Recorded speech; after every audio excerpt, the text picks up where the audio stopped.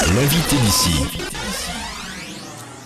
Et nous allons découvrir aujourd'hui un nouveau visage, finalement, de la vie politique du département des Hautes-Alpes. René Moreau, candidat aux élections municipales de Veynes. Merci d'être avec nous. Bonjour, merci de m'avoir invité. Avec plaisir. On revient un peu sur votre parcours de vie d'abord. Qu'est-ce qui vous a conduit à vous retrouver candidat aux élections municipales à Veynes, sachant que ce ne sont pas vos premiers pas en politique?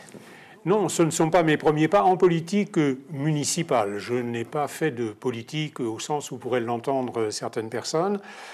Donc j'ai eu effectivement un mandat électif dans une commune de région parisienne, là où j'habitais. Nous étions déjà tous sans étiquette, car nous considérions qu'il n'y avait pas besoin d'avoir de position partisane pour gérer une commune. Et pourquoi à Veynes? Eh bien parce que je suis attaché au Bœuf que j'ai découvert il y a 42 ans. Des amis m'ont fait découvrir la région, Saint-Julien-en-Beauchêne notamment, et j'y suis venu avec fidélité passer mes vacances aussi bien d'été que d'hiver.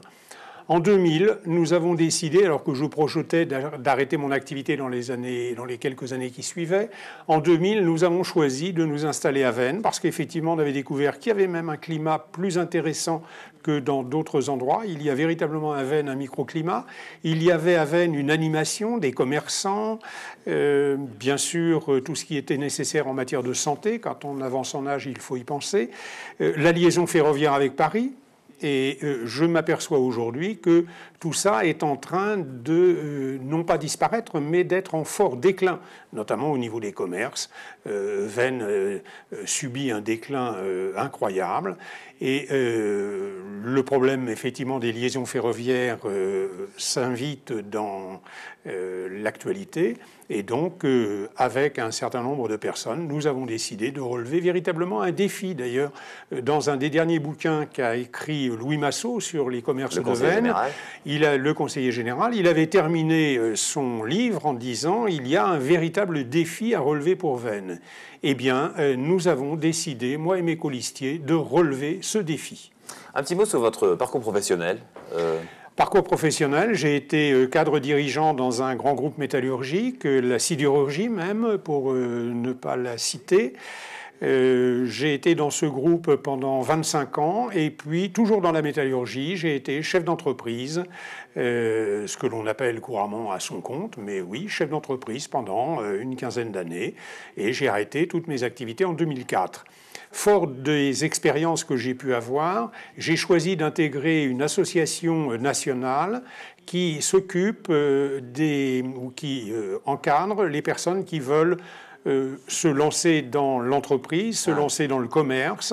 C'est une association nationale qui regroupe 2600 personnes, qui est reconnue d'utilité publique.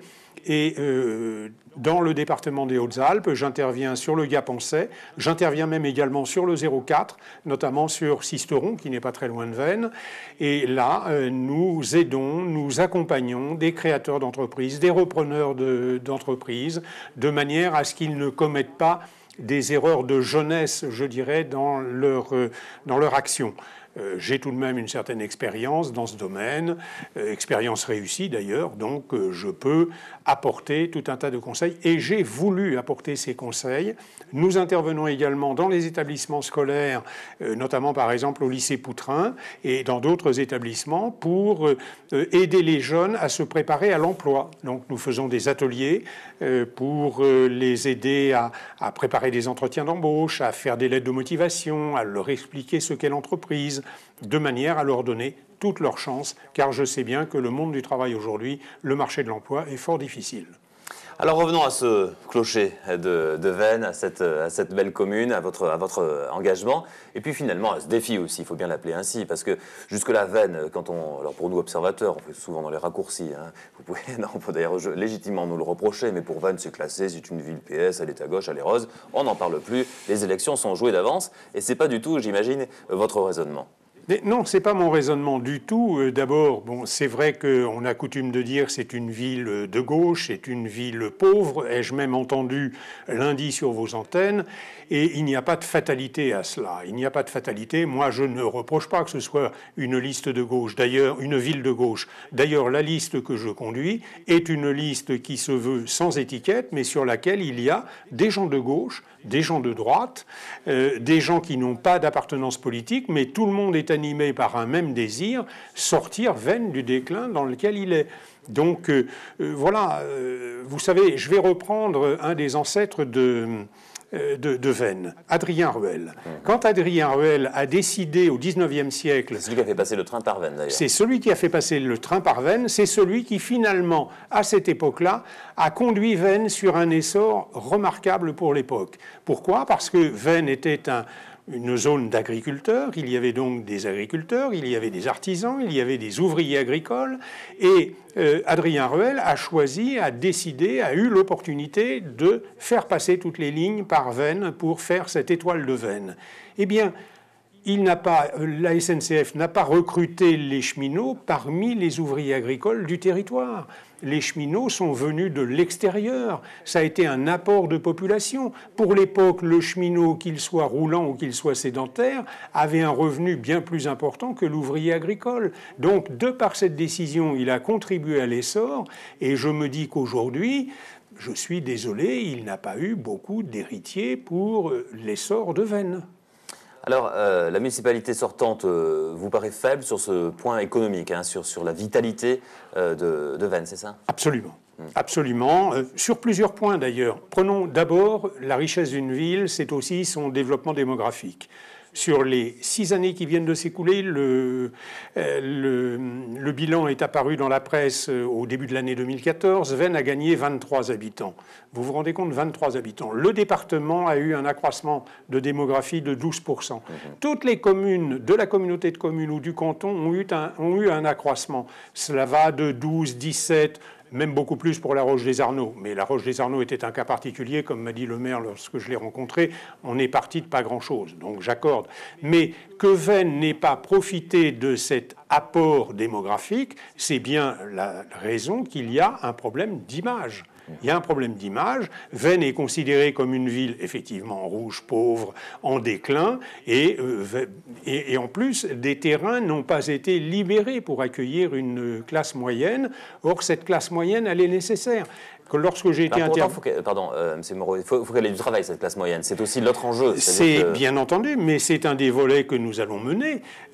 Si vous voulez, j'ai entendu récemment donc, le maire qui était satisfait d'avoir accueilli 2 entreprises à Vennes au cours de son mandat, ou tout au moins récemment.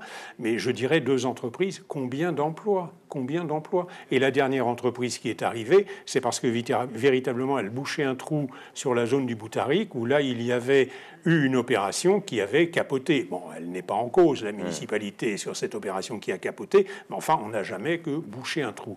Donc effectivement, nous allons travailler sur 3 volets.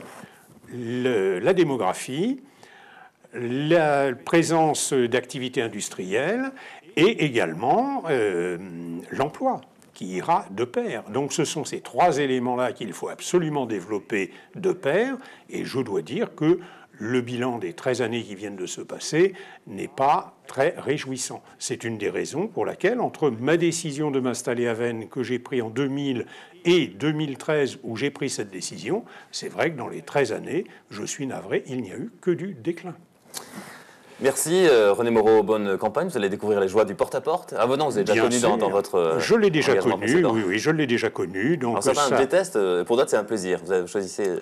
Moi c'est un plaisir, et en plus, dans notre programme que l'on fera découvrir aux Vennois dans quelques jours, quelques semaines, un des grands thèmes, c'est le dialogue, la concertation. Le dialogue, la concertation. Et mes concitoyens à Vennes m'ont tous dit, nous en manquons de dialogue et de concertation, nous en manquons. Alors il est vrai que le maire a été pris beaucoup, je l'ai entendu, pendant 7 ans par l'EHPAD. Enfin, l'EHPAD ne prend pas 7 ans à temps complet. On a quand même du temps à dégager pour s'occuper de ses concitoyens. Et ils ont vraiment le sentiment aujourd'hui d'avoir été délaissés. René Moreau, merci. Je vous en prie. L'invité d'ici.